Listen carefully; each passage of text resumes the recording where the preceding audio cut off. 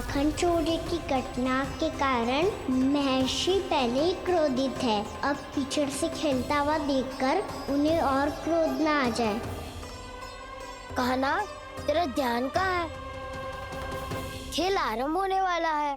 अब चुनौती स्वीकार कर ली है तो खेलना तो पड़ेगा ही। तो फिर चलो।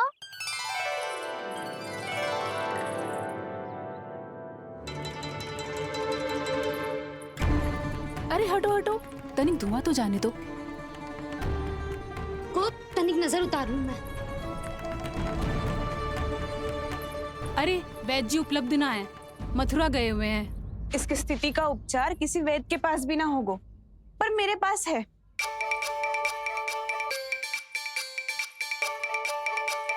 अरे अरे, बस करो ये सब। ये अधिकतर समय यशोदा के साथ ही होती है। हो सकता है उसे कुछ पता हो। जाओ, कोई शीघ्र जाकर यशोदा को बुला ला। मैं बुला लाती हूँ। हाँ हाँ।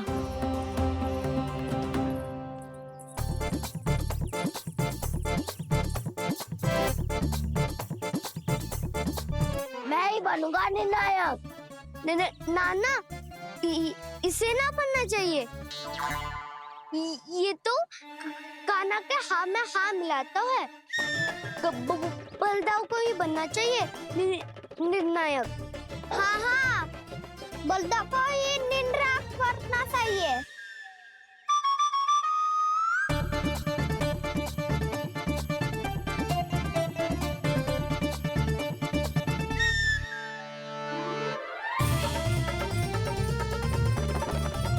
आरंभ करो।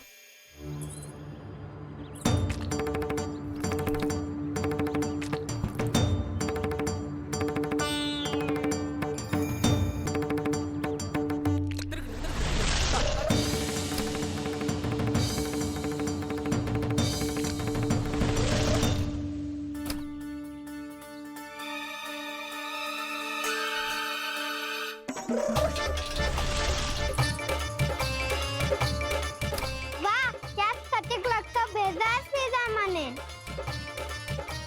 एक बार मैंने भी ऐसे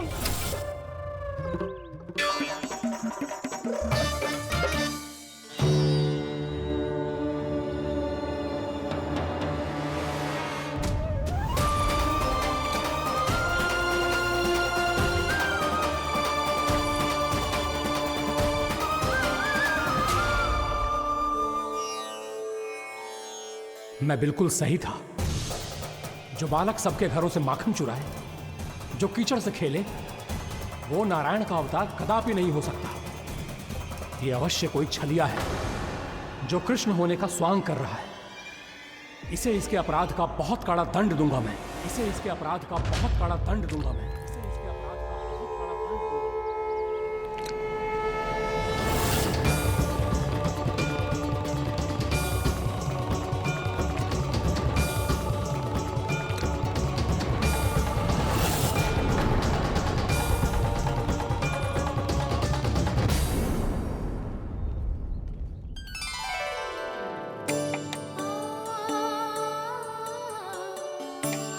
घी बनने की सुगंध से दौड़ा चला तो है, जे सोच के कि मैया कछु विशेष बना रही है।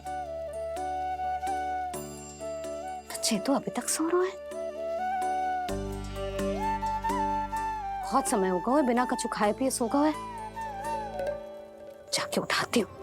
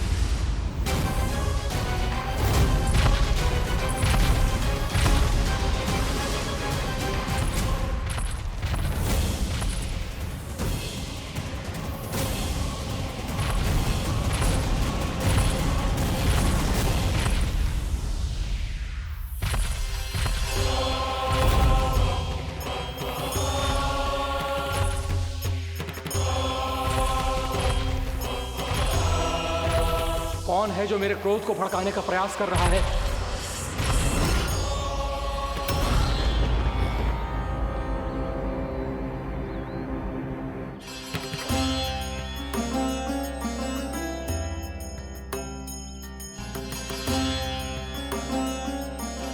अभी क्या देखा मैंने? किसके पांव थे वो?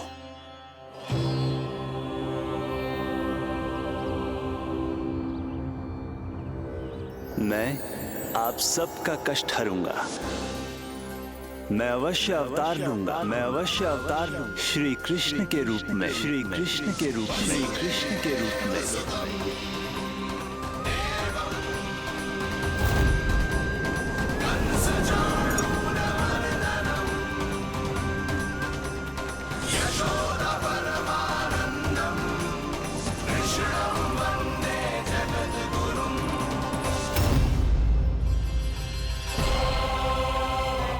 नहीं, नारायण चोरी नहीं कर सकते। अवश्य ये कोई पाखंडी है। यदि मेरा आभास सही है तो अब न ये मेरे क्रोध से बच पाएगा और न ही मेरे श्राप से। न ये मेरे क्रोध से बच पाएगा और न ही मेरे श्राप से। जानकी, जानकी को मैं ऐसी स्थिति में छोड़ के नहीं जा सकता। क्या हो गो? कछु तो बोल। कछु करना चाहिए मुझे, पर करूं तो क्या? वापस गया तो जानकी और कस्तूरी पकड़ लेगी और मैया के पास ले जाएगी। समय पे घर पे ना पहुंचा तो पकड़ा जाऊंगा। हे नारायण, अब आप ही कोई सहायता करो। जी क्या हो गया जानकी को?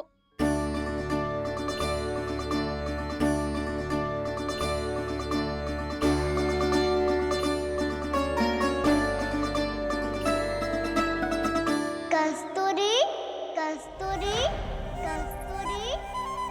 जी मेरा नाम किसने पुकारो? कौन है वहाँ? रानी भाभी, रानी भाभी, तनिक सहायता करो ना। भाभी, जी देखो ना जानकी को क्या हो गया है। जानकी, जानकी, क्या हो गया है? कस्तूरी, तनिक जल लेकर आ। जानकी, क्या हुआ?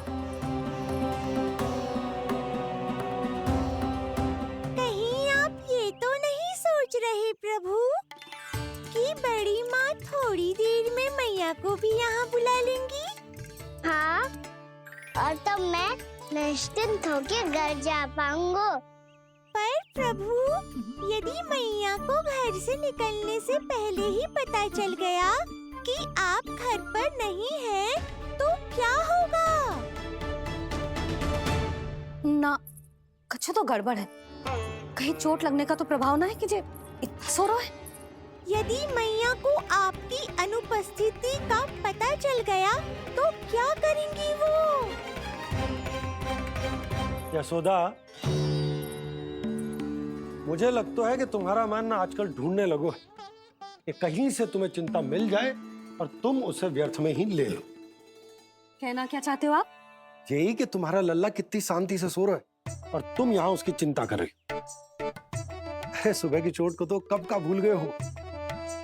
तुम ही बताओ, तनिक भी पीड़ा होती इसे तो इतनी शांति से सो पाते हो? ना।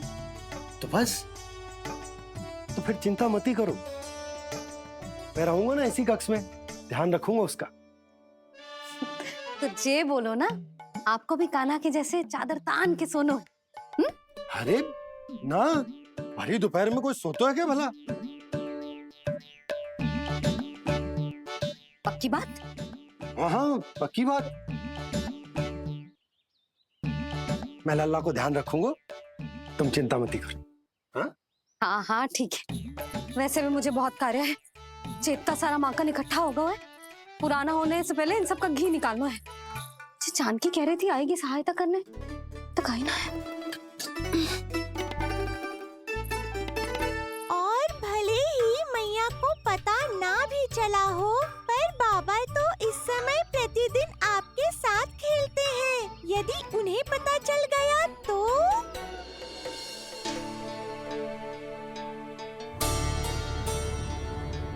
देखा मैया कितनी चिंता करती है तेरी। एक बार बाबा को पता चल गया तो फिर मैया को तो पता चलना ही है। उनसे अधिक देर तक छिपा नहीं पाएंगे बाबा।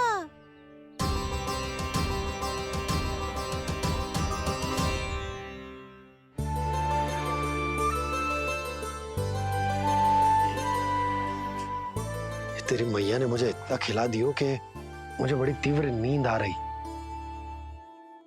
मैं यहीं तेरे साथ तनिक विश्राम कर लेता हूँ।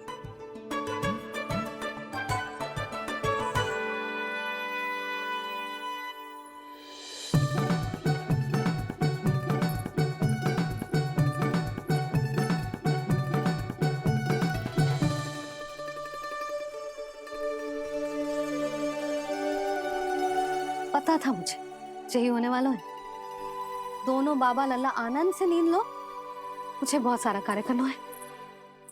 चाहे बाबा को पहले पता चले या मैया को, आपके लिए तो दोनों ही स्थितियों में संकट है प्रभु। तीनों स्थितियों में बोली। तीसरी स्थिति कौन सी प्रभु? वो भी तो पधार रहे हैं। वो कौन? जगत विख्यात महर्षि, अत्यंत क्रोधित स्वभाव वाले। प्रभु महर्षि दुर्वासा। उनका गुस्सा बहुत खतरनाक है, इतना कि देवराज इंद्र तक नहीं बचे। मेरा ऋषि दुर्वासा का घोर अपमान किया है तुमने देवराज इंद्र। जिस प्रकार से तुमने मेरी वरदान में दी हुई माला को ठुकराया है, उसी प्रकार से तुम्हारा पद तुम्हें ठुकराएगा और तुम्हारे साथ साथ अन्य सभी देवता भी अपने अपने पदों से नीचे गिरकर श्री विहीन हो जाएंगे। ये मेरा शाप है तुम्हें, ये मेरा शाप है तुम्हें, ये मेरा शाप है तुम्हें।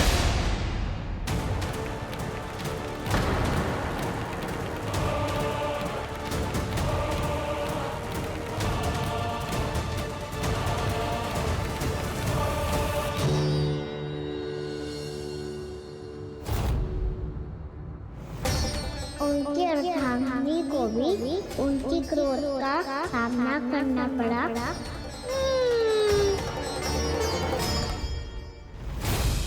तुमने मेरी आज्ञा का अनादर करके मेरे सम्मान को भस्म कर दिया है कदली। इसलिए मैं तुम्हें श्राप देता हूं कि तुम इसी क्षण भस्म के ढेर में बदल जाओगी।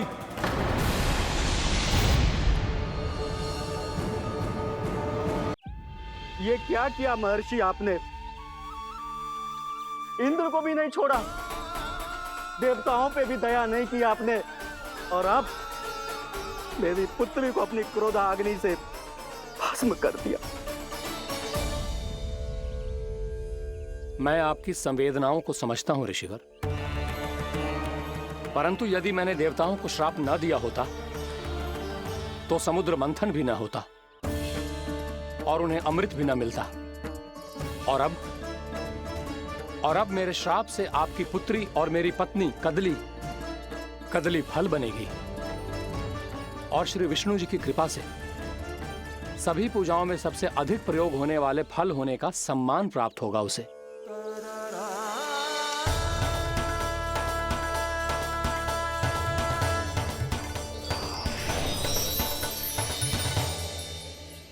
पर इससे आपके क्रोधी प्रवृत्ति को उचित नहीं ठहराया जा सकता।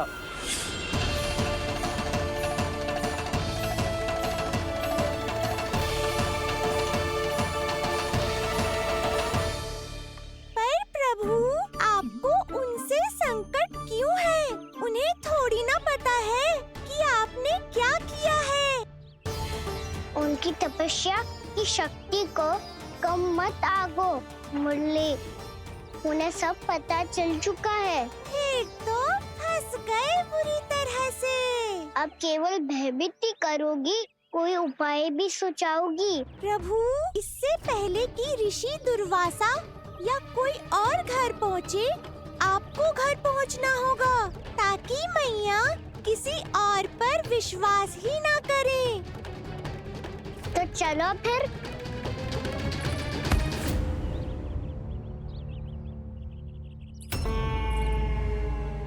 कान्हा, लगी तो नहीं तुझे? भाग तो ऐसे रहा था जैसे पीछे कोई चक्रवात आ रहा हो। चक्रवाती आरोह है ताऊ, क्रोध का चक्रवात।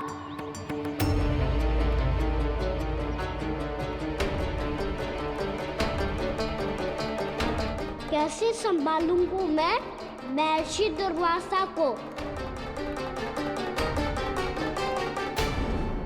कान्हा, कहाँ खो गया? और ये माखन क्यों लगा है तेरे मुंह पे?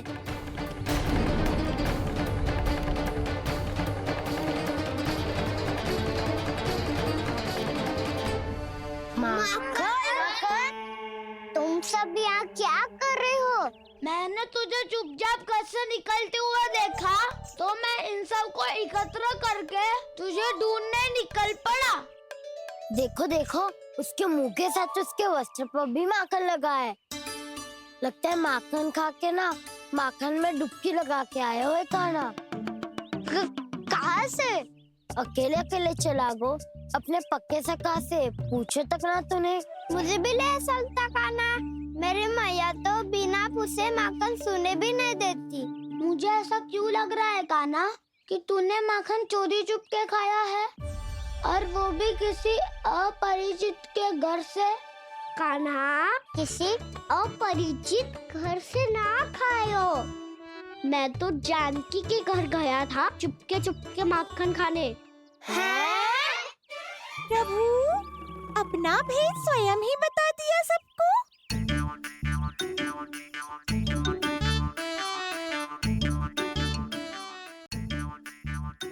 मेरा अर्थ है कि जानकी का घर खुला था, तो मैं भीतर चले गयो। ना पूछे, पर वो तो सो रही थी ना, इसके लिए मैंने माखन बिना पूछे ही खा लियो। इसी को तो चोरी करना कहते हैं कान्हा। चोरी? ताई जी को पता चल जाएगा तो क्या होगा तेरा? कौन बताएगा मैया को? हम बताए या ना बताए, तेरे मुंह और वस्त्रों पे लगा माखन स्वयं ही बता देगा।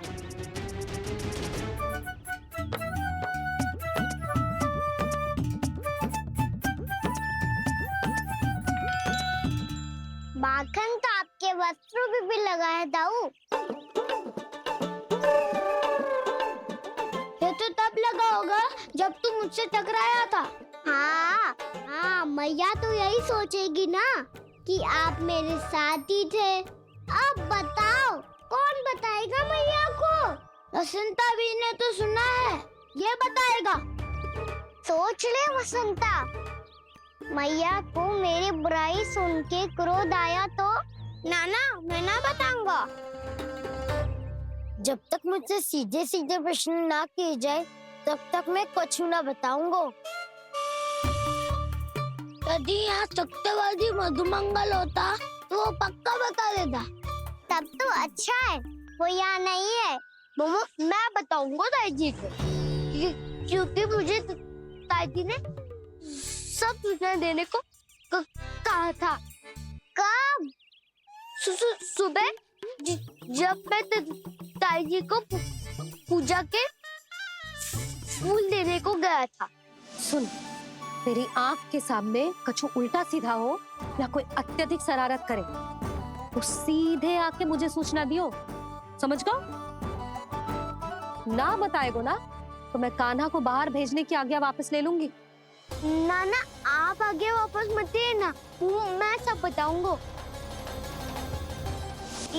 इसलिए आपको तो ताई जी को बताना पड़ेगा।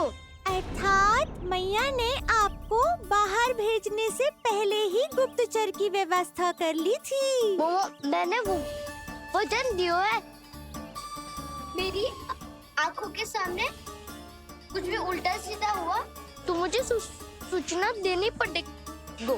पर तेरी आंखों के सामने कुछ उल्टा सीधा हुआ ही ना, वो बातों में उलझा रखा ना, मुझे बताना चाहिए ना तो अनुचित होगा बलराम। और सखा को फंसाना अनुचित ना होगा, क्यों दाऊ? ये निर्णय मैं कैसे करूं? तो और कौन करेगा?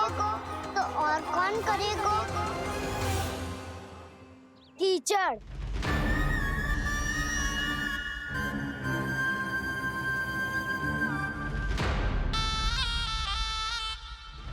कीचड़ इन्हें कैसे करोगे? कान्हा और सीता माँ के बीच में कीचड़ फेंको प्रतियोगिता करते हैं। जो जीता सब उसी का ही साथ देंगे। बोलो स्वीकार है? स्वीकार है। तो मुझे भी स्वीकार है, पर नियम क्या होंगे? जो पहले थक जाएगा उसको हारा हुआ माना जाएगा, या फिर जो 2 बार अपने विरोधी पर कीचड़ फेंक देगा वो जीत जाएगा।